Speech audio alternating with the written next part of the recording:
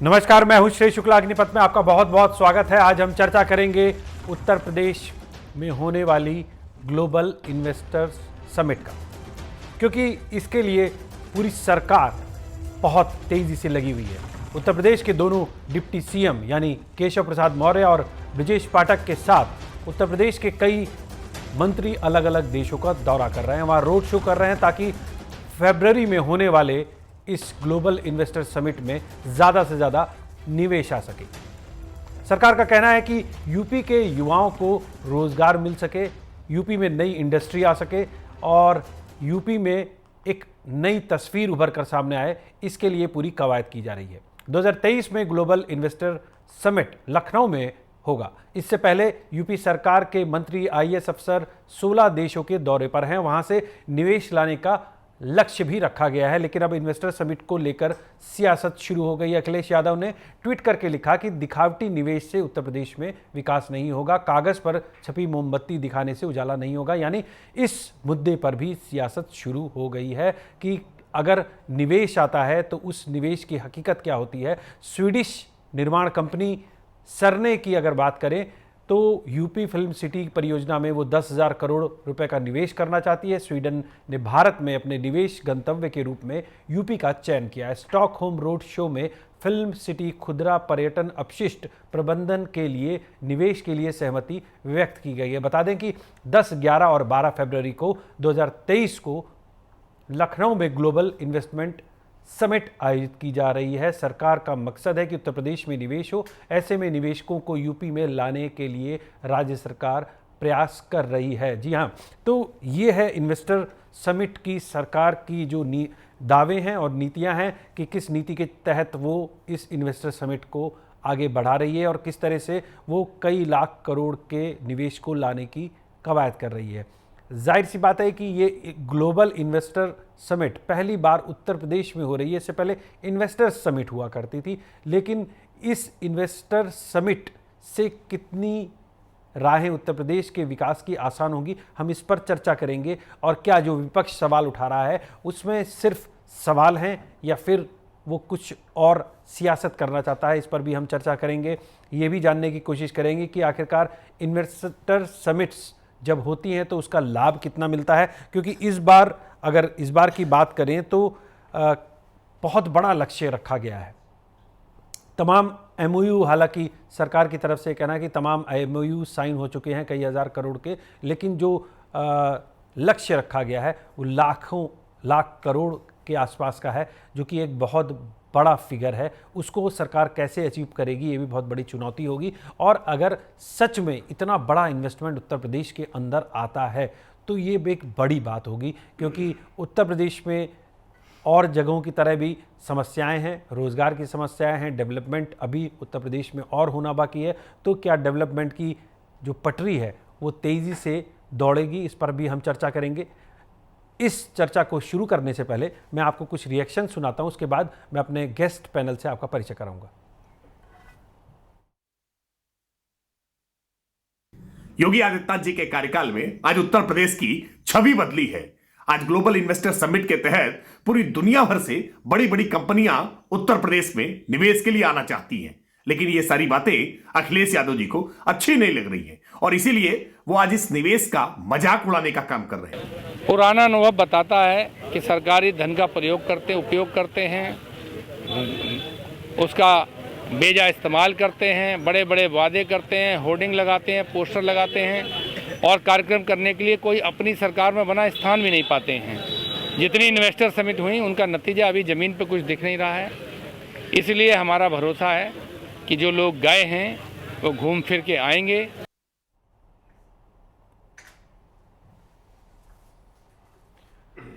तो इस पर सियासत शुरू हो गई है इस समिट के ऊपर भी, और सरकार का, जैसे मैंने जिक्र किया, 10 लाख करोड़ का लक्ष्य रखा गया है, जो कि एक बड़ा लक्ष्य है। लेकिन उस लक्ष्य को भेदने, उस लक्ष्य को पाने के लिए सरकार एक बड़ी कवायद कर रही है, और उधर सरकार की इस कवायद, इस मंशा पर विपक्ष सवाल उठा रहा है। इस पर चर्चा करेंगे। मेरे साथ तमाम गेस्ट जुड़े हुए हैं। मैं सबसे पहले आपका परिचय करा दूं। हरीश चंद्र श्रीवास्तव जी हैं, प्रवक्ता हैं बीजेपी के। कृष्णकांत पांडे जी हैं, प्रवक्ता हैं समाजवादी पार्टी के। अमित जमई साहब हैं, जो कि सपा के प्रवक्ता हैं। डॉक्टर उत्कर्ष सिन्हा हैं, जो कि वरिष्ठ पत्रकार हैं, और सुरेंद्र दुबे जी हैं, जो कि वरिष्ठ पत्रकार हैं। आप सभी का बहुत बहुत स्वागत है। सबसे पहले मैं हरीश चंद्र श्रीवास्तव जी के पास चलूँगा। हरीश चंद्र जी, मेरा एक छोटा सा सवाल, क्या निवेश से संवरेगा उत्तर प्रदेश? क्या आपको लगता है कि उत्तर प्रदेश में जब ये निवेश आएगा तो उत्तर प्रदेश की तस्वीर बदल जाएगी?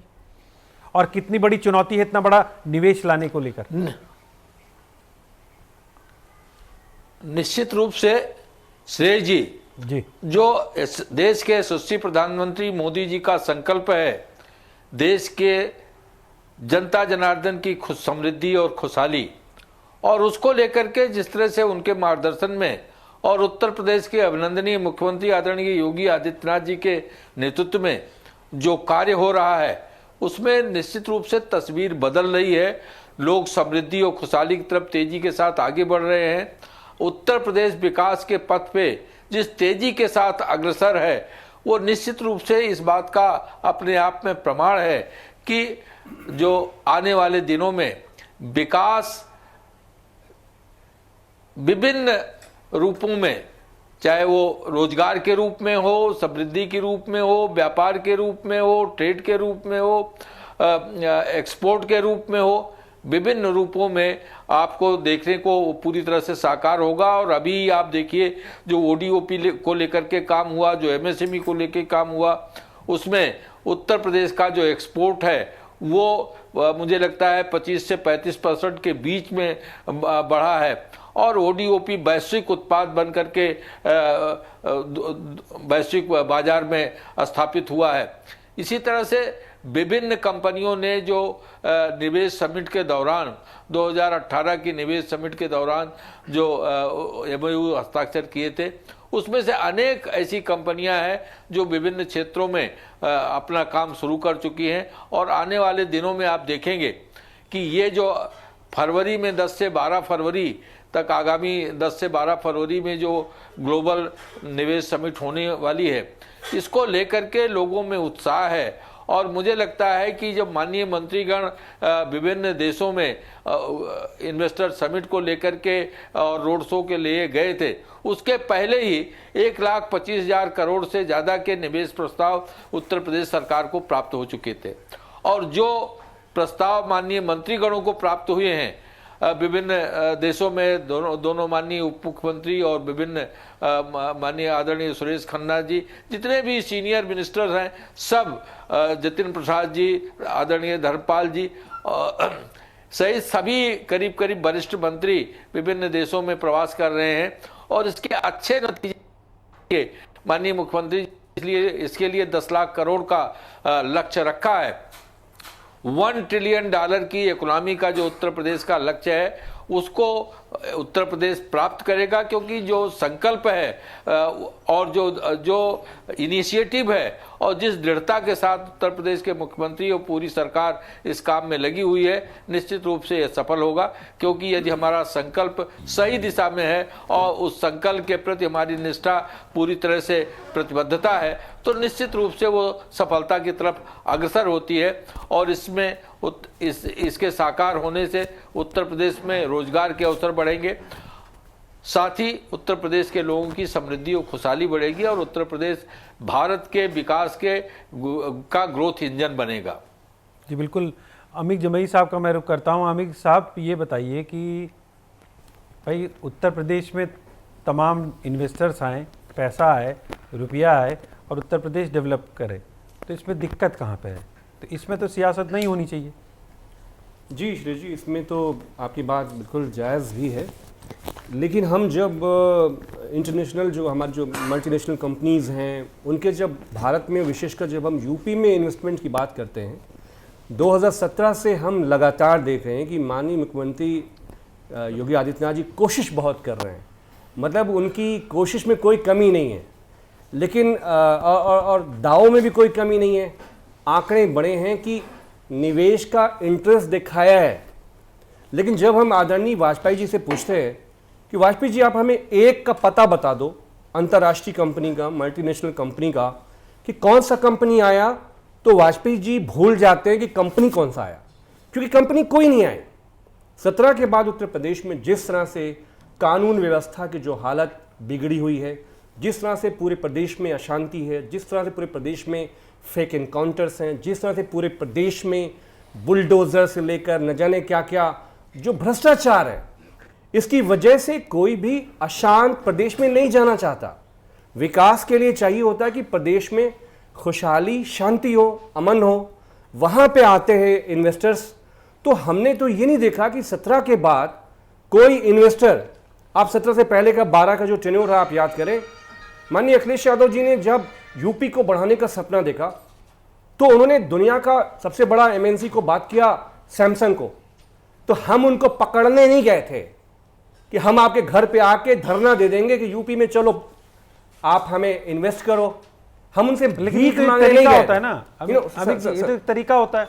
सर आप समझिए नहीं, यूपी पूरे देश का सबसे ऐसे प्रदेशों में है जिसके पास बहुत बड़ा वर्कफोर्स है, बहुत अच्छी ज़मीन है, बहुत अच्छे लोग हैं, मेहनतकश लोग हैं, लेकिन अब इन्वेस्टर नहीं आ रहा है। तो इसलिए इन्वेस्टर्स को लाने के लिए, लुभाने के लिए अंतर्राष्ट्रीय टूरिज्म में ये लोग गए हैं, लेकिन अभी तक कुछ हाथ नहीं लगा। मैं पूछना चाहता हूं कि 12-17 में माननीय अखिलेश यादव जी भीख मांगने नहीं गए विदेश। सैमसंग जो है उसने माननीय अखिलेश यादव जी को, समाजवादी सरकार को कांटेक्ट किया कि पूरे भारत में जो सैमसंग मोबाइल बनेगा वो यूपी में बनेगा, और सैमसंग लगा। हमारे हजारों हजार इंजीनियर्स को, नौजवानों को काम मिला। उसके बाद HCL वो अखिलेश जी के टेन्योर में आया, उसने अपना पूरा यूनिट खड़ा किया, लखनऊ में खड़ा किया। ये तो हमें एक कंपनी का नाम वाजपेयी साहब, माननीय मुख्यमंत्री जी, बताने नहीं चाहते। देखिए, अंतर्राष्ट्रीय टूरिज्म बहुत अच्छी बात है, हमारे मंत्री, हमारे वजीर गए हैं, घूम टहल के आ जाए, इससे कुछ होने वाला नहीं है, क्योंकि आपके पास कोई आइडिया नहीं है। प्रदेश अशांत है, लॉ एंड ऑर्डर बहुत खतरनाक स्थिति में है यहाँ पर।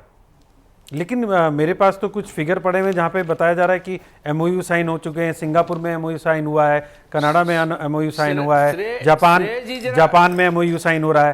और जी मैं सुन रहा हूँ आपको। जरा मैं अमीर जमई साहब को उन कंपनियों के नाम बता दूं, क्योंकि समाजवादी पार्टी उत्तर प्रदेश की सम्मानित जनता द्वारा बार बार नकारे जाने से इतनी हताशा और निराशा में है कि इनको हर जगह डिस्परेशन ही दिख रहा है। मैं अमीर जमई साहब को उन तमाम सारी कंपनियों का नाम मैं बता देता हूं जो इन्वेस्टर समिट के माध्यम से उत्तर प्रदेश में आई हैं और जिन्होंने अपना कारोबार शुरू कर दिया है, और उन सब कंपनियों का मैं इनको नाम बताता हूं। और इसके साथ ही जिसको वो भीख मांगना कह रहे हैं, व्यापार करने के लिए इनिशिएटिव लेना पड़ता है। हरीश चंद्र जी, श्रीवास्तव जी, और ये हरीश जी ये ऑनलाइन ये कोई राजा लाइव में आपको बोलता हूं, 2 नाम बताओ। जनता जनार्दन के लिए काम करना है, प्रतिबद्धता के लिए काम करना है, और जनता जनार्दन के साथ उनके सरोकारों के, उनकी समृद्धि और खुशहाली के लिए जो सरकार प्रतिबद्ध होगी वो लोगों के पास जाएगी। अखिलेश यादव जी एक 2 मल्टीनेशनल कंपनी के नाम बताओ जो उत्तर प्रदेश में आए। इस प्रदेश के मुख्यमंत्री रहे तो वो ये समझते होंगे कि हम उत्तर प्रदेश से बाहर नहीं जाएंगे, लेकिन भारतीय जनता पार्टी के मंत्रीगण उत्तर प्रदेश की जनता नाम बता दो के लिए हरीश जी, नाम बता दो जाएंगे। हरीश जी नाम बता दो 2 मल्टीनेशनल कंपनी जो यूपी में आई। मैं नाम बता रहा हूं, सुनिए, अभी बताओ, धैर्य पूर्वक जरा सुनिए। नहीं, आप गूगल कर लीजिए, मैं समय देता हूं आपको। आप गूगल कर लो, मैं समय देता हूं आपको। मैं आपको नाम बता रहा हूं, आप नाम सुनिए, थोड़ा धैर्य रखिए। बताइए। मैं केवल खेल के सेक्टर में, स्पोर्ट्स सेक्टर में 134 कंपनियों के लिए जमीन आवंटित की गई है, उसमें जो प्रमुख कंपनियां हैं उसमें Funzoo toys India, fun ride tyres, LLP, super shoes, Ayush toy marketing, Sunlord, apparels, Bharat plastic, अरे मैं जयश्री सैमसंग- कृष्णा, मैं सैमसंग गणपत के लेवल क्रिएशंस की, और SCL के लेवल RRS की। ट्रेडर्स। ये तो केवल स्पोर्ट्स की कंपनियों के नाम MSME आपको का मैंने नाम नहीं बताए। पूछ रहा हूं। और कंपनियों के नाम आप सुन लीजिए, और कंपनियों का आप नाम सुन लीजिए। माइक्रोसॉफ्ट और आइकिया ने जो IT सेक्टर की कंपनियां 1800 करोड़ रुपए का वो निवेश कर रही हैं। बेबले स्कॉट ने हरदोई में शायद प्रोडक्शन भी शुरू कर दिया है, शायद है ना, शायद। AB मौरी पीलीभीत में मेगा फूड पार्क में 1100 करोड़ रुपए का इन्वेस्टमेंट कर रही है। खाद्य प्रसंस्करण, oxygen plant, computer software, mobile set, automobile infrastructure, data centre, medicine, रसायन, पर्यटन, इनमें विभिन्न क्षेत्रों की कंपनियां, ठीक है, वो ठीक है, यूके ठीक है, है। जर्मनी है, जी। नीदरलैंड है, चलिए US ठीक है, है। इटली है, अमित जी, अब आपको दक्षिण नाम तो कोरिया सुना है, दिए उन्होंने, UAE नाम तमाम है, बता दिए। माइक्रोसॉफ्ट का भी नाम अनेक बताया है। कंपनियां। और जी सुन लिया, अब जवाब ले लेते हैं, जवाब ले लेते हैं अमित जी और से। अभी इनको कंपनियों को मैं नाम बता दे रहा हूं। जी वह सुन लिया, नाम सुन लिया, हम मैं सबने 10, साहब 15, सुन 20 लिया। कंपनियों के इनको नाम और बता दूं, जी जी जी सुन लिया मैं। ताकि अपनी डायरी में नोट कर ले, फिर ये ना कहें। जी अमित जी, अब तो हरीश जी- माइक्रोसॉफ्ट का भी हरीश नाम जी- ले रहे थे वो। हरीश Yes, जी, SLM हरीश जी, मैंने आपसे कहा, Beverages, मैंने आपसे कहा कि सैमसंग SCL के लेवल की मल्टीनेशनल कंपनी के नाम बताओ। मैंने माइक्रो MSME के नाम नहीं पूछे। वो भी आप कह रहे हम करेंगे, निवेश करेंगे, MSME नहीं है, निवेश होगा। ये MSME नहीं है। अरे 17 से क्या कर रहे थे आप? Microsoft MSME नहीं है। 17 से 22 आप IKEA क्या कर रहे थे MSME हरीश नहीं जी? है। कुछ नहीं किया, सुनिए। दिखावा किया है। सूबा तो पीछे चला गया अरे हमारा। आप इतने डेस्परेशन, सूबा तो मेरा पीछा चला देखिए, गया। आप इतने माननीय अखिलेश जी ने desperation जो में- सुनने बनाया था। कुछ कहना चाह रहे हैं कुछ? हाँ जी बताइए। आप इतने डेस्परेशन में हैं मैं डेस्परेट में नहीं सर, अब कि आपको नहीं कुछ मिला, नजर आप नहीं भीख आ मांगने रहा। चले कुछ गए। सकारात्मक आपको यूपी नजर का नहीं आ ये रहा। स्तर है। अरे यूपी और का ये स्तर आपने बना दिया कि हमें भीख मांगना पड़ रहा है। देखिए श्रीमान जी, ये आपकी समाजवादी पार्टी की शब्दावली हो सकती है। भारतीय जनता पार्टी जनता जनार्दन के लिए काम करती है और जनता जनार्दन की खुशहाली और समृद्धि के लिए, व्यापार के लिए, उद्योग लगाने के लिए, दुनिया में लोगों को प्रेरित करने के लिए जाएगी। आपकी शब्दावली हो सकती है और ये डेस्परेशन में ही कोई स्थित व्यक्ति इस तरह की भीख मांगने की अच्छा, हरीश शब्दावली जी, का ये प्रयोग बताओ कर ना, सकता है। कोई भारत सभ्यता में का कब आचरण हुआ करने वाला उत्तर आदमी इस तरह प्रदेश का का प्रयोग कौन नहीं सा करेगा। कैबिनेट शब्दों को सुन लीजिए। निवेश और- हमारे आ और- जाओ, निवेश कर लो। और- ऐसा कभी नहीं हुआ सर, नहीं हुआ कभी। क्योंकि मैंने आपने कहा ना प्रदेश कि को नहीं चला पा रहे हो। आपकी- मुख्यमंत्री योगी जी के आपकी पास कोई हताशा और आइडिया नहीं निराशा है, है। कोई विजन नहीं है, कोई आपकी सपना नहीं उत्तर हताशा और प्रदेश के निराशा लिए। है कि आपको कुछ नजर नहीं आता। नहीं आपको दिखाइए ना, कुछ नजर नहीं आता। हमें मत 5 दिखाइए, कैमरा को दिखा बन दीजिए रहे आप। हैं, कैमरा इतने दिखा सारे दीजिए। एयरपोर्ट बन रहे हैं, मेट्रो परियोजनाएं बन सर, रही मैं हैं, इंटरनेशनल आपको कहीं इन्वेस्टमेंट विकास की बात नजर नहीं पूछ रहा हूं आता। आपसे मैं। आ- मैं डिफेंस इंटरनेशनल इन्वेस्टमेंट की बात पूछ रहा हूं। कॉरिडोर के सेक्टर में अलीगढ़ में पिछले वर्ष ही 10 यूनिटों की आधारशिला माननीय प्रधानमंत्री जी ने चलिए, के मान लिया, हाथों मान लिया, रखी गई थी। आपको नजर नहीं आएगा। मैं आपको 20-25 कंपनियों के नाम और गिना देता हूं। और इस तरह से ये जो आपका डेस्परेशन है, चलिए मैं ठीक है, मैंने जनता सुन लिया। आपका जी, मखौल उड़ाती है। बिल्कुल बिल्कुल। अखिलेश कृष्णकांत पांडे जी, ये चलिए मैं अखिलेश जी कृष्णकांत पांडे जी मुख्यमंत्री की रहे तरफ जाता हूँ। और इस समय कृष्णकांत विपक्ष पांडे के जी ये सम्मानित बताइए कि नेता उत्तर हैं। प्रदेश में अगर उनको तो उत्तर प्रदेश इन्वेस्ट की हो, समृद्धि इन्वेस्टमेंट और हो, खुशहाली की तरफ तो जो क्या कदम आपको बढ़ रहे लगता है हैं, उसमें सियासत उनको होनी तो चाहिए? सफलता होनी ये तो चाहिए। उत्तर प्रदेश के लिए बहुत अच्छी बात है, बाहर से इन्वेस्टमेंट आए। उनको सकारात्मक विपक्ष के नेता की भूमिका अदा करनी चाहिए। लेकिन आपका डेस्परेशन इतना। चलिए हरीश जी, अब जरा हरीश कृष्णकांत जी को सुन बहुत ले। सीनियर आदमी है, वो चुप हो तो हम बोले। जी हरीश जी चुप हो गए, हरीश जी चुप हो गए। हाँ, हरीश जी बहुत सीनियर आदमी है, इनके चुप होने पे ही मैं बोल सकता हूं। देखिए ऐसा है कि अगर इन्वेस्टर आ रहे हैं, प्रदेश में पैसा आ रहा है, प्रदेश के लोग अगर बहुत खुशहाली महसूस कर रहे हैं, तो मैं समझता हूं यह उत्तर प्रदेश के लिए बहुत ही अच्छी बात है। लेकिन मैं 6 बरस से देख रहा हूं कि जब से यह सरकार बनी है भारतीय जनता पार्टी की, तब से केवल यह लग रहा है कि केवल इवेंट, केवल इवेंट, केवल इवेंट। और उस इवेंट में अरबों खरबों रुपया किसका जा रहा है? हमारा, आपका, उत्तर प्रदेश की जनता का, उत्तर प्रदेश की सम्मानित जनता का। जा रहा है। अच्छा, पता नहीं क्यों आवाज वापस मुझे आ रही, जरा इसको ठीक कराइएगा। चलिए मैं ऑडियो चेक करवाता हूं। 2017 में इनकी पहली बार 2017 में इनकी सरकार बनी। 2018 के 21 फरवरी को ही पहला उद्घाटन हुआ इन्वेस्टर समिट का, और 22 नवंबर 2022 प्रधानमंत्री भी थे, इनका उद्घाटन इन्होंने कहा क्या, इसके बाद मुख्यमंत्री जी का खुद का बयान था कि 1045 MOU साइन हुए हैं, लगभग 428,000 करोड़ रुपए का निवेश उत्तर प्रदेश में होने जा रहा है। अब अभी चूंकि हरीश जी ने काफी कंपनियों का नाम बताया, मुझको लग रहा 100-150 कंपनी बता दिए। आज वह काफी कंपनियां नोट करके ले आए हैं, चाहे वो कंपनी धरातल पे हो ना हो मैं नहीं जानता, लेकिन उन्होंने काफी कंपनियों का नाम आज ले आए और अभी उनके पास लिस्ट में और नाम पड़े हैं, मैं जानता हूं। अगर हम और जमाई जी और तमाम साथी अगर इस पे और अटैक करेंगे तो और कंपनियों का नाम लेंगे। अब वो कंपनियां कागज में चल रही हैं, वो कंपनियां जमीन पे मैं नहीं जानता। दूसरी सबसे महत्वपूर्ण चीज कि आज जमीन पे केवल देखने को 2-3 चीजें मिल रही हैं। इनकी कंपनी कहां मैं तो नहीं जानता, लेकिन छुट्टा जानवर जरूर है, सींग से मार के मोटरसाइकिल चालक को गिरा दे रहे हैं। पीलीभीत, लखीमपुर में और तमाम जिलों में पिच सड़कें जो इनकी बन रही है पीडब्ल्यूडी की हाथ से बटोर ली जा रही है। पूर्वांचल एक्सप्रेसवे और बुंदेलखंड एक्सप्रेसवे गड्ढा युक्त बनने के 1 सप्ताह भी नहीं बीता, ये हो चुके हैं। एक चीज इस बार मैं तो धन्यवाद दूंगा मुख्यमंत्री जी को कि उन्होंने एक काम अच्छा किया कि भ्रष्टाचार का एक नया रूप से भ्रष्टाचार करने का एक रास्ता खोला कि अधिकारी और मंत्री विदेश में जाए, बड़े दिन की छुट्टियां सरकारी खर्चे पे मनाए, खूब घूमे, और काला धन अगर कुछ हो तो उसको भी कहीं न कहीं सही जगह पे इस्तेमाल करे और करके फिर लौट आए। अच्छा किया उन्होंने, हो सकता है उनके मन में यह विचार आया हो। इस तरह से सारी चीजें होते हुए आज जितनी भी कंपनियों का नाम आदरणीय हरीश श्रीवास्तव जी ने लिया, मुझको लगता है कहीं वह एक चीज और बताएं। मेरा उनसे अनुरोध है, निवेदन हो, तो मेरे बड़े भाई हैं, कि वह किस शहर के किस मोहल्ले में कहां लगी है वो कंपनी।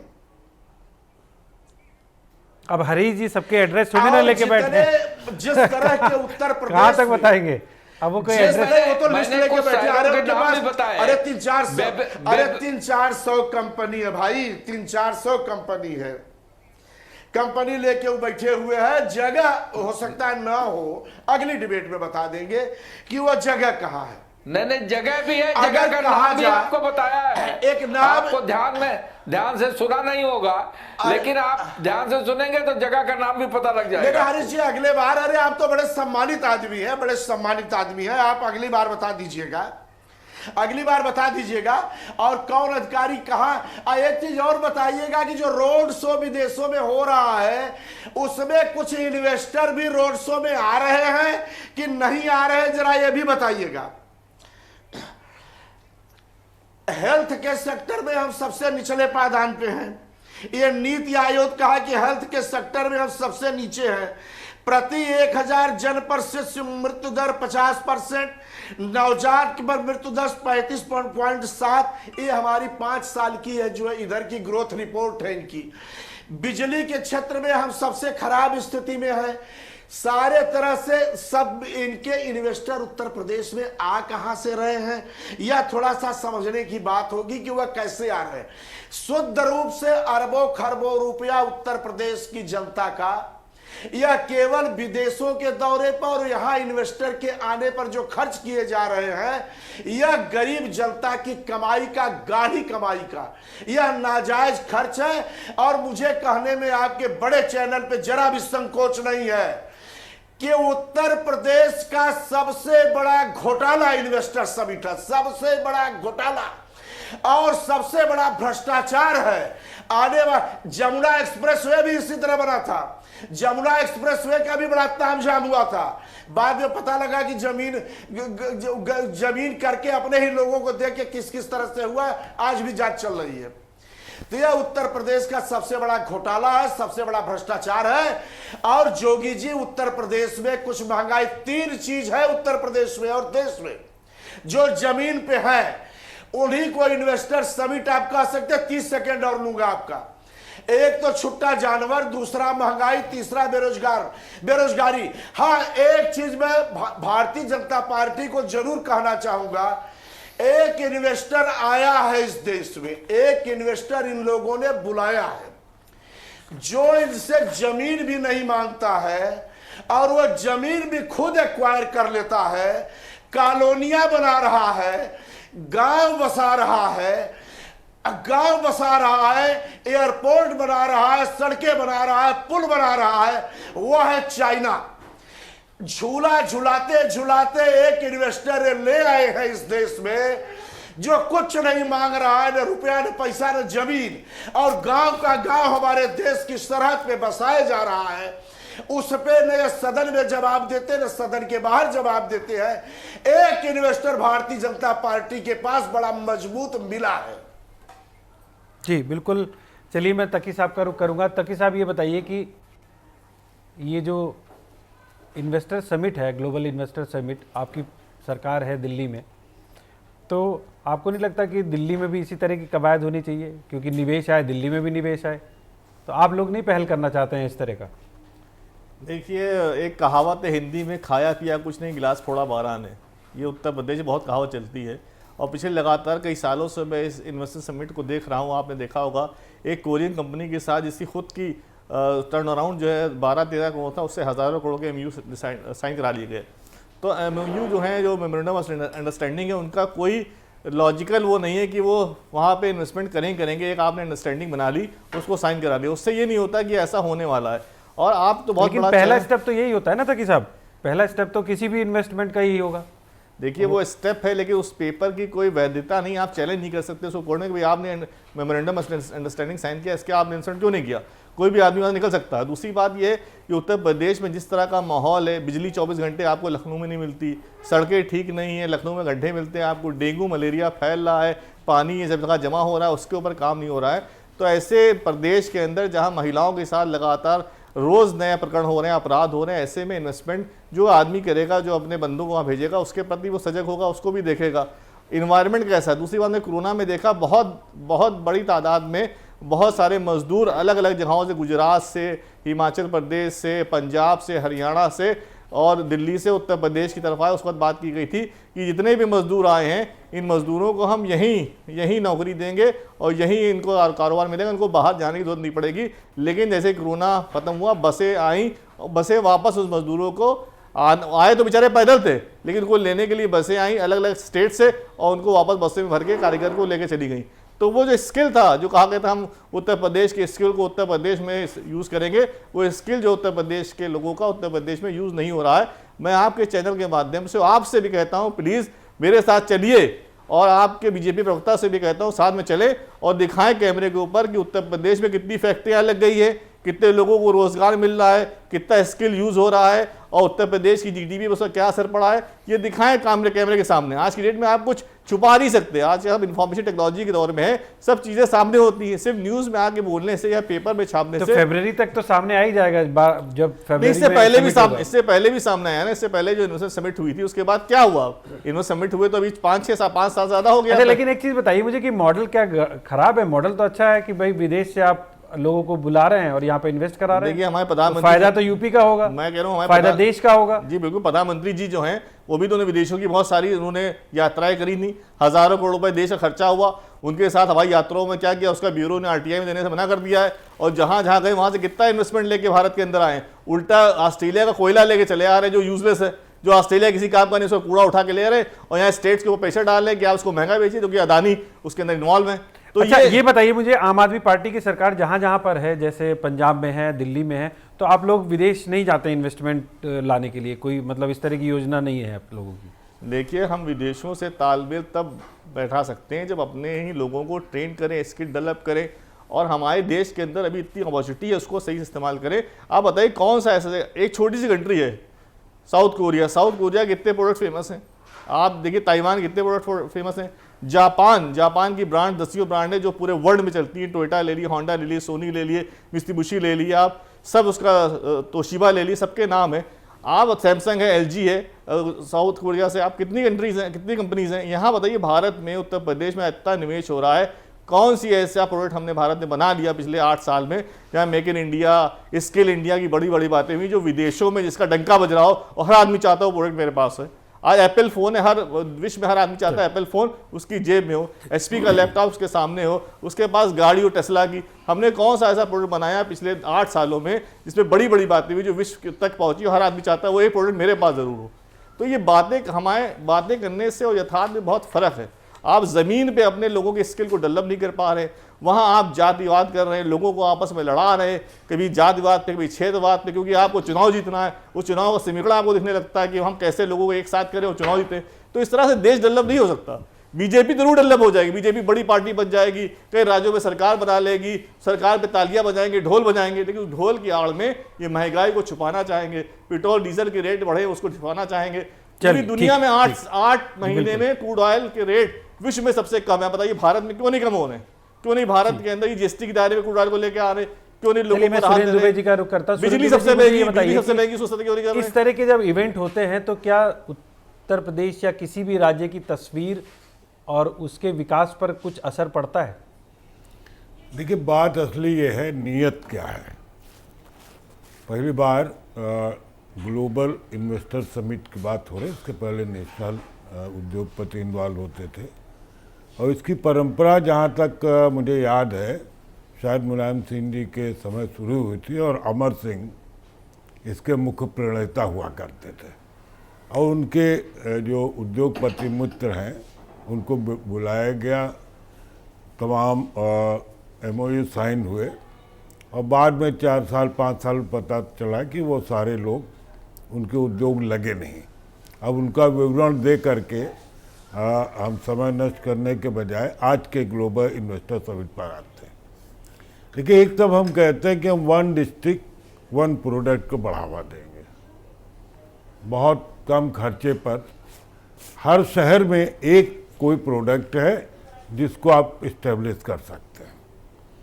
मुझे याद आता है कि जब मैं यूएनआई में था तो हम लोगों ने तमाम खबर छापी कि आलू से वो क्या कहते हैं शराब पीने के लिए वोदका बनाएंगे। हम लोग जारी करते रहे कि भाई वोदका बनेगी, नहीं बनी। और ये बताया गया कि फर्रुखाबाद और आसपास की जो बेल्ट है उसका आलू को, और अच्छी बात है, और आलू से चिप्स तो पूरी दुनिया में बन रही, वो आप भी बना सकते हैं। फिर ये हमको बताया गया कि एक बार ये लखनऊ का हम ही ने वो शायद खबर दी थी कि आम से कोई विस्की या वो बनेगा। आम बहुत है लेकिन विस्की बन नहीं पाया अब तक। मुझे लगता है कि जैसे मान लिया अकेले लखनऊ ले तो हमारे पास आम एक बहुत अच्छा प्रोडक्ट है, हमारे पास चिकन इंडस्ट्री है, इसी तरह हर शहर में कोई ना कोई ऐसा प्रोडक्ट है जिसमें हम कम पैसे के इन्वेस्टमेंट से उद्योगों को बढ़ावा दे सकते हैं, और उसमें एम्प्लॉयमेंट भी ज़्यादा है। क्योंकि जो एग्रीकल्चर बेस्ड उद्योग होते हैं उनमें हैंड्स को ज़्यादा काम मिलता है।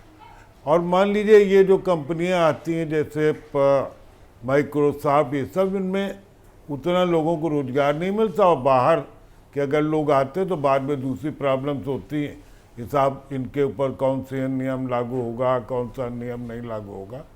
लेकिन इस सब के बाद भी हम ये कहते हैं कि मान लीजिए अगर सरकार की इच्छा है और उसने मंत्री अधिकारियों को भेजा है तो देखते हैं कि वो कौन से उद्योग लगाते हैं और कहाँ लगाते हैं और उनसे क्या आउटपुट क्या होगा।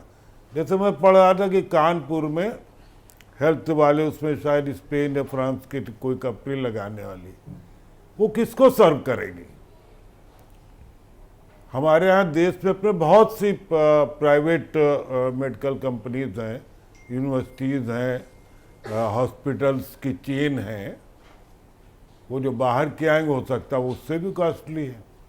तो हमें इसके बीच बैलेंस करना पड़ेगा, हम उद्योग भी लाएं और उन उद्योगों से आम आदमी का राब्ता भी हो, आम आदमी को उसको कुछ सहूलियत भी मिले। अन्यथा एक हम नया ऐसा देश धीरे धीरे बनाने की कोशिश। अब फिल्म इंडस्ट्री की बात है, फिल्म इंडस्ट्री में भी लखनऊ में भी हमने बहुत, अखिलेश जी के समय भी बना के लखनऊ में एक फिल्म सिटी बनने वाला है। एक फिल्म सिटी बना, वो बेसिकली इलेक्ट्रॉनिक मीडिया सिटी बन के रह गया, नई फिल्म बनी, क्योंकि वो मुंबई की तरह है, वहाँ सुविधाएं नहीं है, मुंबई की तरह वहाँ फिल्म के लोगों ने आना नहीं शुरू किया। हाँ, इस दौरान ये जरूर है कि फिल्म्स की शूटिंग बहुत सी जगह पर होने लग गई, उसको भी मैं पॉजिटिव वो समझता हूँ। लेकिन जिस ढंग से भरमार करके कहा जा रहा है कि 10 लाख करोड़ का इन्वेस्टमेंट आ जाएगा, और अगर हम पिछले 10 साल का इतिहास देखें तो अगर सब जोड़ लें तो मुझे लगता है कि इतना लाख करोड़ के निवेश हो चुका होता, अगर हुआ होता, कि घर घर कंपनी वाले ढूंढते युवकों को कि हे प्रभु आ जाओ, नौकरी करो आ करके, हम लोग देखो कंपनी खोल के बैठे और तुम लोग आ नहीं रहे हो जी। लेकिन ऐसा नहीं हुआ जी। तो इसलिए थोड़ा हमें ध्यान रखना चाहिए कि हम जो कहें उसको बैलेंस करके पूरा भी करने की चेष्टा करें। उत्कर्ष जी, मुझे ये बताइए कि किसी भी स्टेट में इन्वेस्ट करने के लिए और ख़ासतौर पर फॉरेन इन्वेस्टर्स, क्या ऐसी चीज़ें आपको लगती हैं जो प्रभावित कर सकती हैं किसी भी स्टेट में कि हाँ इस स्टेट में जाएं, हिंदुस्तान का ये स्टेट सबसे अच्छा है तो इस स्टेट में जाएं, यहाँ से हमको भी फ़ायदा होगा? क्योंकि कोई भी कंपनी आएगी वो सोशल वर्क करने तो आएगी नहीं, वो भी अपने जो उत्पादन है उसको बढ़ाएगी, फिर वहाँ से पैसा कमाएगी, फिर यहाँ के डेवलपमेंट, यहाँ पर भी रेवेन्यू बढ़ेगा। तो क्या क्या ऐसी चीज़ हैं, फैक्टर्स हैं जो काम करते हैं? देखिए, बिल्कुल सही कहा आपने। इन्वेस्टर सिर्फ एक चीज़ ढूंढता है, कंडीसिव एनवायरनमेंट और हेजल फ्री प्रोसेस, और यही प्रॉब्लम उत्तर प्रदेश की हमेशा से रही है। अब मैं बैठे बैठे मैं 2-4 आंकड़े बस रख दूं क्योंकि वो है। एक तो ये कि 10 लाख करोड़ का इन्वेस्टमेंट अगर हो जाता है तो उत्तर प्रदेश में मुझे नहीं लगता कि कोई भी ऐसा आदमी होगा जो नाखुश होगा, सब खुश होंगे। समस्या कहाँ है, सवाल क्यों उठ रहे हैं, और उसमें ये पॉइंट आपने जो सवाल किया जरूर उसका जवाब दूंगा बहुत संक्षेप में। एक तो ये कि देखिए, पहली इन्वेस्टर समिट सरकार जब बनी थी तो उस वक्त उत्तर प्रदेश की बेरोजगारी दर जो थी वो 2.4% थी। उसके बाद 3 इन्वेस्टर समिट हमने की, बड़े उसमें एक तो इन्वेस्टर समिट हुई थी, उसके बाद सरकार बनने के तुरंत बाद, उसके बाद फिर एक ग्राउंड ब्रेकिंग हुई, फिर एक डिफेंस को लेकर के हुआ। इस बीच में कोविड आया तो हमने कहा कि हम सारे लोगों को रोज़गार देंगे, और फिर सरकार का ऑफिशियल प्रेस नोट आपको याद होगा श्रेय भाई कि 90 लाख रोज़गार दिए। मगर आज डेटा है, नीति आयोग का ही डेटा है कि 2022 में ये बेरोजगारी दर बढ़ गई है, 2.8 हो गई है। सो एक क्वेश्चन। दूसरा क्वेश्चन कि इन्वेस्टमेंट हुए, माइक्रोसॉफ्ट ने किया, सबने किया, हरीश भाई ने बताया, और मैं मानता हूं कि उन्होंने सच बताया, और सच है क्योंकि वो घोषणाएं हैं। लेकिन इस लखनऊ में एक आईटी सिटी बनी थी, 7 साल हो गए, HCL के अलावा दूसरी कोई कंपनी नहीं है वहां। सो इसका जवाब भी ढूंढना पड़ेगा।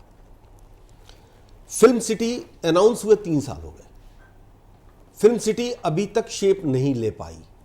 अब उस वक्त भी हमने सुना था बोनी कपूर और बॉलीवुड के बहुत बड़े प्रोड्यूसर्स ने आके कमिटमेंट किए, लेकिन क्यों नहीं कर पा रहे? क्वेश्चन यहां है कि ये कमिटमेंट्स रियलाइज क्यों नहीं हो रहे हैं।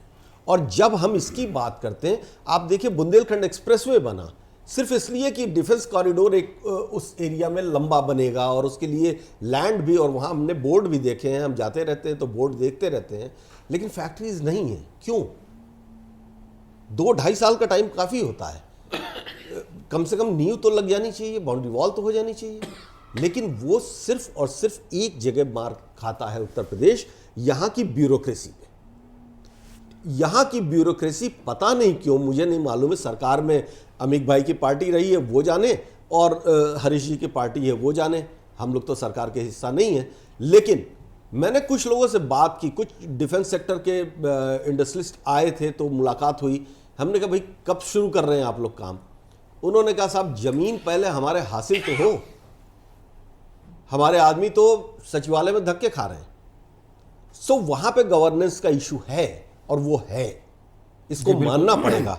बहुत वाजिब सा सवाल उठाया है। आखिरी बात सिर्फ मैं कह दूं कि देखिए, जब हमारे यहाँ इन्वेस्टमेंट समिट हुई थी ना, और उसके बाद फिर डिफेंस समिट हुई, उसके बाद डिफेंस यूनिट की एक बड़ी कंपनी तमिलनाडु चली गई, माइक्रोचिप बनाने की फैक्ट्री गुजरात चली गई। ये दो ऐसे थे जिनके लिए सब कुछ उत्तर प्रदेश में मौजूद है, लैंड है, सरकार का विल ऐसा लगता है कि है, ह्यूमन रिसोर्स है, सब कुछ है, लेकिन क्यों ये चली जा रही है दूसरे स्टेट्स में? इस सवालों के जवाब भी तो ढूंढने पड़ेंगे। जी बिल्कुल, हरी जी से इनके जवाब लेते हैं। आपने हरी जी सुना होगा उत्कर्ष जी को, उन्होंने कहा कि विल की बात होती है और ब्यूरोक्रेसी पर भी सवाल उन्होंने उठाए। तो मेरा भी सवाल ये है कि क्या ब्यूरोक्रेसी के पेच उतने कसे जाएं कि वो ठीक से काम करे और जो पिछला जो अनुभव है उसकी पुनरावृत्ति ना हो? दूसरी बात, जो विपक्ष आरोप लगा रहा है बार बार कि यहाँ की लॉ एंड ऑर्डर सिचुएशन अच्छी नहीं है, यहाँ पर बेरोजगारी ज़्यादा है, तो क्यों आएगा कोई इन्वेस्टर यहाँ पर? देखिए, विपक्ष का जो सवाल है, मुझे लगता है विपक्ष तो केवल विपक्ष की भूमिका में हमेशा ही रहना चाहता है कि सरकार का जो अच्छा से अच्छा कदम हो उसकी भी लेग पुलिंग करते रहो। लेकिन जो उत्कर्ष जी ने सवाल खड़े किए हैं, सिस्टम का पार्ट तो मैं भी नहीं हूं, लेकिन जो कमिटमेंट माननीय मुख्यमंत्री योगी आदित्यनाथ जी का है उत्तर प्रदेश की जनता के साथ, उसको जिस अहर्निश परिश्रम के साथ और जिस तत्परता के साथ वो निरंतर उस पर काम करते हैं, तो मुझे नहीं लगता कि ये कोई हर्डिल सामने रह जाएंगे। बीच में कोरोना के कारण कई चीज़ों में गतिरोध जरूर हुए। ये जो योजनाएं जो 2018 में जो इन्वेस्टमेंट समिट हुई थी, उसमें और उतनी तत्परता से वो साकार होने में विलंब केवल इसलिए हुआ, जो मैं समझ सकता हूं कि 2 साल 2.5 साल बल्कि पिछले साल तक तीसरी बार भी कोरोना का जो वेव आया था, भले वो बहुत निष्प्रभावी रहा, कोई उस पर ज़्यादा लोगों को नुकसान नहीं हुआ, लेकिन ये फियर काफ़ी दिनों तक 2-3 साल तो इसी में चले गए, इस फियर के उसमें। और दो जो कोविड का जो दोनों बार काफ़ी भयानक रूप में लोगों ने देखा था, तो काफ़ी योजनाएं और काफ़ी विकास परियोजनाएं तो इसके कारण प्रभावित हुई। अब जिन कंपनियों ने जैसे चिप वो गुजरात में या तमिलनाडु के शिफ्ट होने की बात उत्कर्ष जी कर रहे हैं, मैं उसके पीछे कारण क्या है मैं नहीं समझ जानता, लेकिन पिछले साल ही माननीय प्रधानमंत्री जी ने जब अलीगढ़ में महेंद्र प्रताप यूनिवर्सिटी का शिलान्यास किया था, उसी समय अलीगढ़ में डिफेंस कॉरिडोर की 10 यूनिटों के लिए भी उन्होंने भूमि पूजन का कार्यक्रम उस समय था। भाई जी, मैं बात पूरी कर ले, मैं आपके पास उद्योग को इस्टेब्लिश होने में, कम अप होने में थोड़ा समय जरूर लगता है। ये जब कोई प्रोसेस में शुरू होते होते 2-4 साल इसको प्रोडक्शन में आते आते लग जाता है। ये नहीं होता कि ये आज MOU साइन हुआ और साल भर के अंदर बहुत कम ऐसी कंपनियां होंगी जो इतने शॉर्ट टाइम में प्रोडक्शन शुरू कर देती। मैं कुछ आपको डाटे आंकड़े फाइनेंशियल देता हूं।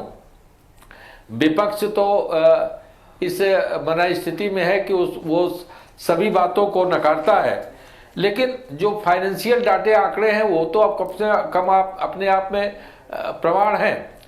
अगर उत्तर प्रदेश में एग्रीकल्चर ग्रोथ को देखें और कृषि व्यापार को देखें, तो जो रेवेन्यू उत्तर प्रदेश सरकार को मंडियों से 2016-17 में 600 करोड़ प्राप्त होता था, वो अब बढ़कर के 2000 करोड़ हो गया है, 3 गुने से भी ज़्यादा।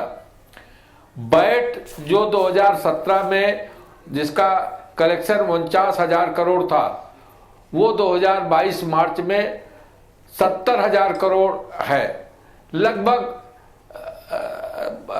मतलब दुगने के आसपास। एक्साइज जो टैक्स है, जो उत्तर प्रदेश सरकार को 2016-17 में 13,000 करोड़ प्राप्त होता था, वो 2022 मार्च तक 37,000 करोड़ का एक्साइज रेवेन्यू है।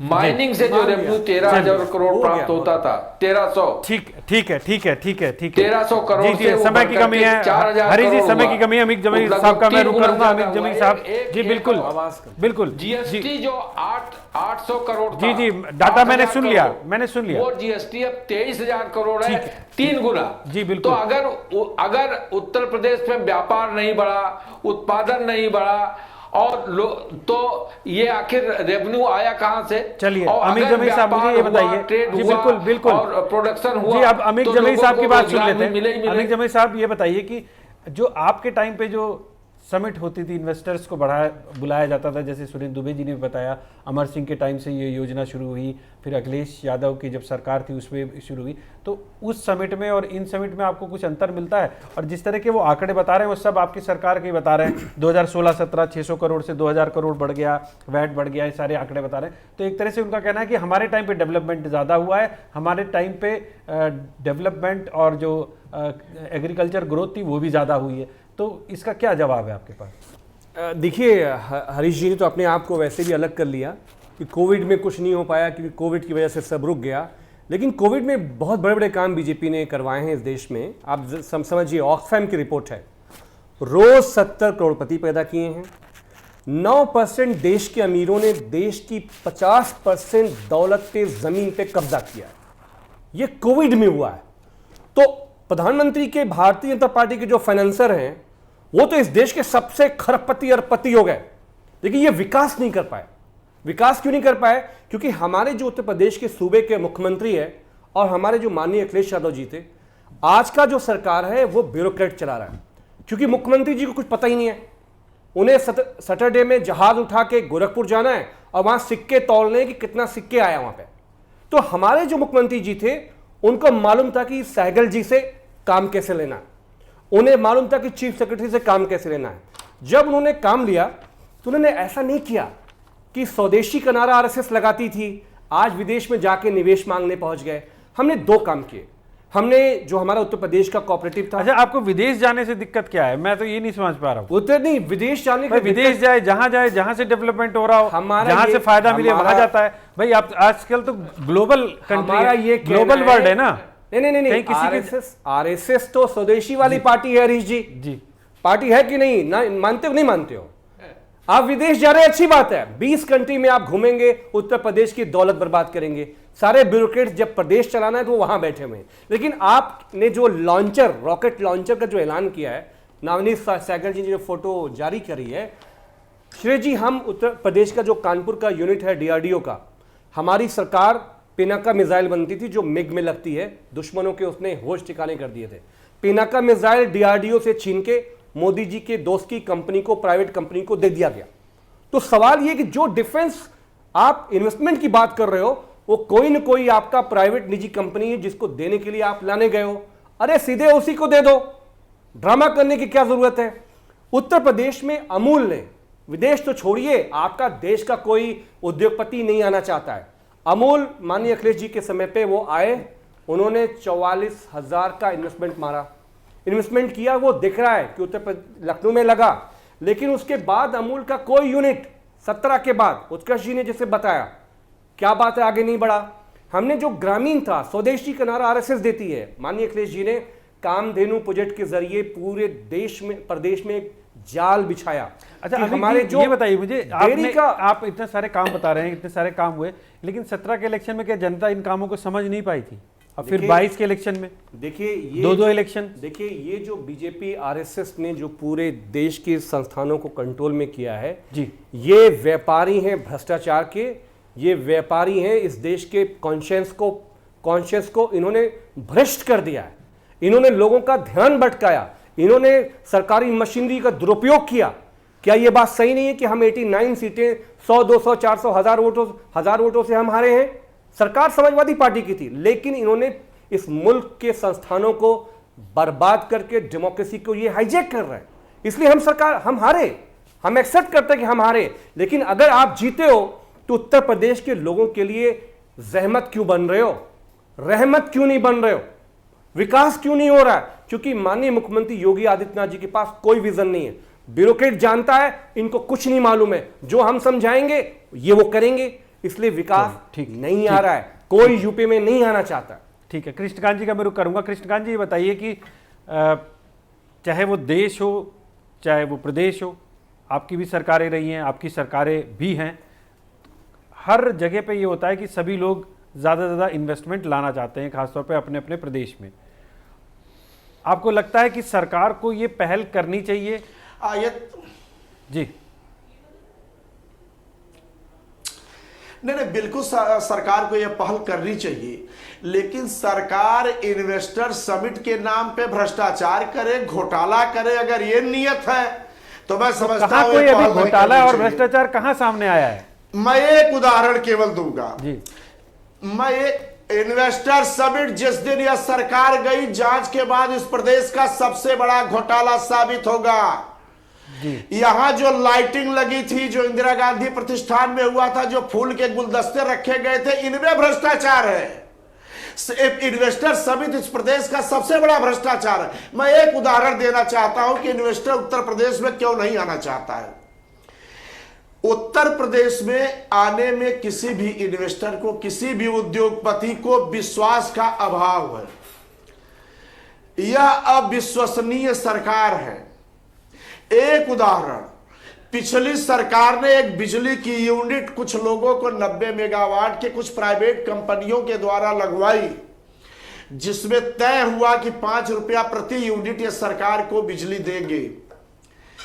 यह सरकार आने के बाद इन्होंने दबाव बनाना शुरू किया कि तब यह यूनिट चलेगी जब 4 रुपया प्रति यूनिट देंगे। एक उदाहरण, अभी हमारे वरिष्ठ पत्रकार है आदरणीय सुरेंद्र दुबे जी ने डिस्ट्रिक्ट वन प्रोजेक्ट बहुत सही सवाल उठाया।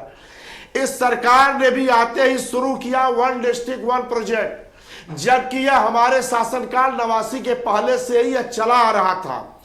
मैं पूछ रहा हूं, बनारस में साड़ी, भदोही में कालीन, आजमगढ़ मऊ में बुनकर, कानपुर में चमड़ा और कपड़े का उद्योग, सुल्तानपुर में रस्सी, लखनऊ में चिकन, अलीगढ़ में ताला, इस तरह से जितने प्रदेश में उद्योग थे, इनके भाषण के अलावा उनमें कितनी बढ़ोतरी हुई। कोरोना काल का जिक्र हो रहा था। कोरोना काल में तो जय शाह जी के तमाम कई हजार गुना उनका आमदनी बढ़ गई थी, और तमाम इनके जो खास उद्योगपति हैं उनकी बढ़ गई थी। अरे घट तो समाप्त तो हम जैसे मध्यम वर्ग के लोग थे, जो हैंड टू माउथ की स्थिति में थे। अरे यह इन्वेस्टर समिट से बढ़िया यह उत्तर प्रदेश में घोटाला रोक दे, चाहे वह एसआई का घोटाला हो, लोअर सबऑर्डिनेट का हो, या जरा यह पर्चा लीक वाला, यह जो ये सब जरा रोक दीजिए आप। जरा सा कुछ हरीश जी हमारे बड़े भाई हैं, या मुख्यमंत्री जी को जरा सलाह दें कि यह जिन चीजों के दाम बढ़ गए हैं, चाहे वह ड्राइविंग लाइसेंस हो, चाहे लोहे का दाम हो, बालू का हो, चाहे वो जितने भी चीज है, इनके दाम में कुछ कमी कर चलिए मैं तकी साहब का रुख करता हूं। बिल्कुल समय का मैं कि वो हाथ से ना बटोरी जा सके। बिल्कुल पांडे जी, मैं आपको रोकूंगा, मैं तकी साहब के पास जा रहा हूं। तकी साहब ये बताइए बड़ी कृपा होगी, अगर जो विपक्ष की बात करें कि जी जरा 1 मिनट टाइम मुझे समय कम है, मैं अगर समय बचेगा तो मैं आपके पास आऊंगा। मैं जरा अभी तकी साहब से सवाल ले लेता हूँ। तकी साहब ये बताइए कि जो सरकारें, जब सरकार में होती हैं पार्टियां, तो वही काम वो भी करती हैं, और जब विपक्ष में चली जाती है तो उसी का ही विरोध होने लगता है। ऐसा क्यों है? देखिए, जो भी विपक्ष है वो सरकार की बात का विरोध नहीं कर रहा है। सरकार जो कह रही है हम सब जानते सही है। कौन नहीं जानता कि विदेश से इन्वेस्टमेंट आएगा, जब प्रदेश का स्किल यूज़ होगा, हमारे प्रोडक्ट आगे जाएंगे तो देश का, प्रदेश का फायदा होगा, तो सब जानते हैं। तो फंडामेंटल चीज़ है ये, तो 8 जिसने 8 तक कॉमर्स पढ़ी वो बच्चा भी जानता है इस बात को। लेकिन प्रॉब्लम है इम्प्लीमेंटेशन में और नीयत में। आपने कितना उसको इम्प्लीमेंट किया, कितना लोगों को फ़ायदा हुआ। उत्तर प्रदेश में 2 चीज़ें बड़ी परेशानी की। एक व्यक्ति जो सरकारी नौकरी में है वो कहता है मेरी ऊपर की आमदनी कितनी, ऊपर से मैं क्या कर रहा हूँ, जो भ्रष्टाचार सरकारी ठिकानों में। दूसरा ये कि अगर इसको फ़ायदा हो रहा है तो उसमें मेरा क्या फ़ायदा हो रहा है। ये रास्ता किसी जो है खिंची रहती। कोई आदमी अगर उसको कोई आप नौकरी दें, कोई जॉब दें, तो तल्लीनता के साथ, ईमानदारी के साथ कि मुझे भाई तनख्वाह तो मिल रही, मैं इसको ईमानदारी से करूँ। ये हमारे देश का नागरिक है, ये हमारे प्रदेश का नागरिक है। अगर ये आगे बढ़ेगा तो हमारा देश, प्रदेश आगे बढ़ेगा। ये भावना का मैंने कई बार बहुत जगह कमी देखी है। ये भावना और लोगों में भरनी चाहिए। अगर कोई भी उत्तर प्रदेश के व्यापारी है, इरिस्पेक्टिव ऑफ एनीथिंग, आपको उसका साथ देना, उसके साथ खड़े होना है, क्योंकि वही आपके लिए लड़ रहा है, वही आपके लिए रोजगार उत्पन्न कर रहा है, वही आपकी इकोनॉमी को बढ़ा रहा है। उससे बदला क्यों ले रहे हैं कि कोई रोजगार कर रहा, बड़ा करोड़पति होगा, बड़ा पैसा कमा रहा होगा, चलो उससे हम भी कुछ कमाते हैं। ये लूट पाट जो हो रही है, इसको बंद करना चाहिए। और लोगों की जो नियत है और जो सोच है वो बदलने की बहुत जरूरत है। जो मोदी जी कहते हैं सोच बदलो देश बदलो, लेकिन खुद सोच बदल नहीं पा रहे हैं। और सरकारी तंत्र में क्या हो रहा है अभी सब ले हमारे साथियों ने बताया, आपको आपने देखा क्या हो रहा है, सब जानते हैं। सुरेंद्र दुबे जी के पास जाऊंगा। सुरेंद्र दुबे जी, बताइए कि विपक्ष ने लॉ एंड ऑर्डर का मुद्दा उठाया, तो आपको लगता है कि लॉ एंड ऑर्डर का इशू उत्तर प्रदेश में इतना बड़ा है कि इन्वेस्टर्स आने से डरे? हाँ, देखिए लॉ एंड ऑर्डर तो सबसे बड़ा मुद्दा होता ही है। देखिए आदमी भूखे रह सकता है जी, आदमी अनएम्प्लॉयड रह सकता है, लेकिन चाहे वो उद्योगपति हो, सामान्य आदमी, वो जो ये जरूर चाहता है कि रात को वो चैन की नींद सोए, इस विश्वास के साथ कि उसके घर के बर्तन कोई नहीं उठा ले जाएगा। ये एक सामान्य सी प्रक्रिया है जो हर आदमी चाहता है। वैसे इंडस्ट्री चाहता है कि भाई कल हम आ जाए, पता चला कि उसके एक एमडी का ही अपहरण कर लिया गया। तो ऐसा कोई मुद्दा आपको दिखता है? देखिए मैं आपको बताऊं, मुद्दा तो जब उद्योगपति कुछ बताएगा उस स्तर तक लगा ही नहीं। जैसे इस प्रदेश में फूड पार्क की बड़ी चर्चा हुई। नहीं, एज ए जर्नलिस्ट आपको लगता है कि लोगों के बीच में कोई मुद्दा है? क्योंकि मायावती सरकार रही हो, अखिलेश यादव की सरकार रही हो, लॉ एंड ऑर्डर के इशू पे दोनों गिरी थी और उनके कहा यह जाता है कि ये एक बड़ा मुद्दा बना था उनके खिलाफ। वो श्रेय जी जो आप बात कर रहे हैं वो एक अलग है जी, कि क्या उस मुद्दे पर चुनाव होते नहीं होते। इस देश में बेरोजगारी पर भी चुनाव नहीं होता है। इस देश में अमन चैन पर भी बातें होती है, लेकिन चुनाव जब होता तो उस समय कोई ना कोई सेंटिमेंटल मूड होता है। कभी कोई कम्युनल फ्लेवर हो गया, कभी किसी के नाम पर कहा गया कि आइए हमारे नाम पर वोट दे दीजिए, वो एक अलग पहलू है। लेकिन उससे क्वालिफाई नहीं करता है, ये बात तय नहीं होती कि नहीं विकास नहीं होना चाहिए। इसलिए आज भी देखिए, अभी आपको जैसे गुजरात का आप ले लें, पता चला मोरबी में जहाँ पुल गिर गया, लोगों के लगता था कि अरे यार वहाँ तो कोई कैसे जीतेगा, वहाँ भी जीत गई बीजेपी। 2 साल पूरे देश में कोरोना को लेकर के पूरा हाहाकार बचा, बट बीजेपी जीत गई। तो आप क्या समझते हैं, इससे हम ये निष्कर्ष निकाल लें कि नहीं कोरोना फिर आना चाहिए तभी बीजेपी जीते? ऐसा नहीं, चलिए वो अपना मैनेज कर लेते हैं, एक अलग मुद्दा। उत्कर्ष जी आपका क्या पॉइंट है? देखिए मैं तो फिर उसी पॉइंट पे रहूंगा कि ये सही बात है। अभी लॉ एंड ऑर्डर से शुरू करते हैं। एक 2-3 घटनाएं सिर्फ आप याद कर लें। महोबा में एसएसपी वसूली का मुलजिम, गोरखपुर में दरोगाओं ने मार दिया व्यापारी को, कानपुर में भी ऐसी घटना हुई। अब लॉ एंड ऑर्डर एक तरफ तो अपराधियों को नियंत्रित करने की बात है, लेकिन अगर एक सख्त मुख्यमंत्री के कार्यकाल में पुलिस के ऊपर लगातार इस तरह के आरोप सिद्ध होते जाएं, तो फिर वो एक क्वेश्चन है, बहुत बड़ा क्वेश्चन मार्क है। दूसरी बात, हरीश भाई साहब ने डेटा दे दिया कि रेवेन्यू बढ़ गया है। कंज्यूमरिज्म का रेवेन्यू बढ़ा है, प्रोडक्शन का रेवेन्यू नहीं बढ़ा है। कंज्यूमरिज्म का रेवेन्यू बढ़ा है, वैट और जीएसटीज, ये सब कंज्यूमर एक्साइज, ये सब कंज्यूम होता है, तब रेवेन्यू बढ़ता है स्टेट का। और वो ठीक बात है, स्टेट बढ़ा, लेकिन वो इन्वेस्ट कहाँ हुआ? क्योंकि सरकार के खर्चे ही पूरे नहीं हो रहे हैं और अनुपूरक बजट 1 नहीं 2 आ गए। सो ये इन्वेस्टमेंट पब्लिक के बीच में कहाँ जा रहा है? जी, सो क्वेश्चंस तो है ना। जी जी, हरी जी आप कुछ कहना चाह रहे थे? 10 सेकंड में अपनी बात को पूरा कर लीजिएगा, समय की कमी है। जी नहीं, हरी जी से ले लेते हैं सवाल। श्रेय जी, मैंने कहा कि उत्तर प्रदेश के पर कैपिटा इनकम 2016-17 में 45,000 थी, जो 95,000 हो गई है। और दूसरी बात, विपक्ष सब बातों को नकारता है। जेवर एयरपोर्ट बन रहा, क्या वो भी नहीं वो भी कागज पे बन रहा है। चलिए, अयोध्या में एयरपोर्ट बन रहा है, सर, क्या अपने वो भी कागज व्यापारियों पे को बन आप रहा है? जीएसटी के नाम पे या परेशान कर उसके रहे हैं। अलावा जो तो डोमेस्टिक उत्तर प्रदेश व्यापारी एयरपोर्ट उनको तो आज फंक्शन हुए जीएसटी पे या अन्य, चलिए फिर से तो एक इस तरह नई से चर्चा जन्म ले लेगी। सरकार के हर जी, काम को नकार जी देना बिल्कुल तो बिल्कुल बहुत बिल्कुल आसान कृष्णलाल है जी आपका कि- शुक्रिया, हरीश जी आपका शुक्रिया, निश्चित रूप से तकी साहब आपका भी अच्छी- शुक्रिया, सुरेंद्र दुबे जी आपका शुक्रिया, अमित जमाई साहब आपका शुक्रिया और उत्कर्ष सिन्हा जी आपका भी बहुत बहुत शुक्रिया। तो आपने सुना कि इन्वेस्टर समिट में जो समिट है उस पर किसी को कोई दिक्कत नहीं है। हालांकि विपक्ष और ख़ासतौर पर समाजवादी पार्टी ये कहना चाहती है कि भाई विदेश जाकर आप क्यों पैसा मांग रहे हैं, आपको यहीं पर भी कुछ ऐसा काम करना चाहिए कि जिससे डेवलपमेंट की तस्वीर और उभर कर सामने आए। लेकिन जिस तरह से एक ओवरऑल इस बहस के दौरान एक रूपता दिखी वो यही दिखी कि इन्वेस्टमेंट आए और इन्वेस्टमेंट सच में आए तो उत्तर प्रदेश की तस्वीर बदलेगी और किसी को कोई दिक्कत नहीं होगा। लेकिन इन सब में जनता क्या सोचती है? क्या जनता इस इन्वेस्टर्स समिट को लेकर उत्साहित है? क्या जनता को लगता है कि इस तरह की समिट होंगी तो उससे उत्तर प्रदेश की तस्वीर बदलेगी? क्योंकि बहुत बड़ा रोल होता है जनता का, क्योंकि वही आखिर में इन सारी चीज़ों को मुद्दे बनाकर या मुद्दे नहीं बनाकर सरकार बनाती है और बिगाड़ती है। क्योंकि विपक्ष तो अपनी बात करेगा, सरकार अपनी बात करेगी, लेकिन आम जनता क्या चाहती है? आम जनता वही चाहती है जो मेरे जैसा एक इंसान चाहता है कि उत्तर प्रदेश में 24 घंटे बिजली आए, रोज़गार मिले, सड़कें मिलें और उसके साथ ही साथ एक भय मुक्त वातावरण हो। इसके अलावा कोई भी सरकार रहे, जनता इसके अलावा कुछ नहीं चाहती है। हाँ, अगर उत्तर प्रदेश का डेवलपमेंट इन्वेस्टर समिट के माध्यम से भी सुधरे तो भी उसमें कोई बुराई नहीं है। लेकिन पिछले जो समिट्स हुए हैं, कई सरकारों के समिट्स होते रहे हैं, हम लोग देखते रहे हैं, हर बार आशा होती थी कि इतना इन्वेस्टमेंट आएगा, लेकिन आता नहीं था।